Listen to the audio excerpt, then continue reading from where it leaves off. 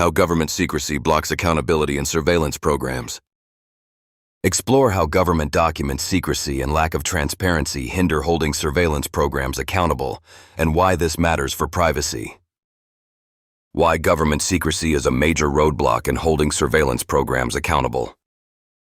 You ever wonder what's really going on behind closed doors in those top-secret government surveillance programs? I mean, we hear whispers of spying, data gathering, and all sorts of things that make you raise an eyebrow. But when it comes to knowing the full story, there's this massive wall of silence. The thing is, government confidentiality and government classified information aren't just about protecting national security. They often become tools that keep oversight and accountability frustratingly out of reach. So here's the deal. When government information secrecy becomes the norm, it's almost impossible to check if surveillance programs are doing what they're supposed to be doing, or if they're crossing boundaries. We're talking about government document secrecy and government secret policies that hide from public eyes, and sometimes even from other branches of government. The fallout? A lack of transparency issues that make it hard to know if privacy rights are respected or if there's some serious abuse going on. Think about it. There's tons of classified data about how people are monitored, what info is collected, and who has access to it. But this government information secrecy means watchdog groups, journalists, and even lawmakers often get stonewalled whenever they try to peer in. Accountability demands that people know what's happening, but here, the veil of government secret policies shields everything. And that's where things get uncomfortable. Government transparency issues don't just create frustration, they actively undermine trust. When surveillance programs operate in shadows, people start to suspect the worst. Are their emails, calls, or social media activity being watched without good reason? Are those in charge misusing the power they have? How do we keep power in check if we can't see what's going on? The lack of openness means fewer debates and fewer chances for course correction.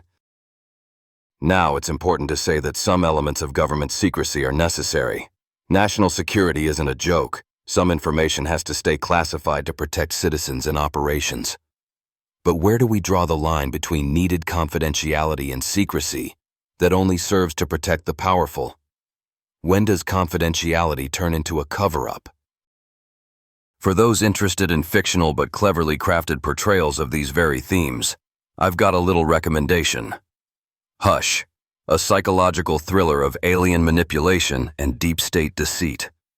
This book explores the dark and twisted sides of government secrecy and manipulative powers in a gripping way that's definitely worth checking out.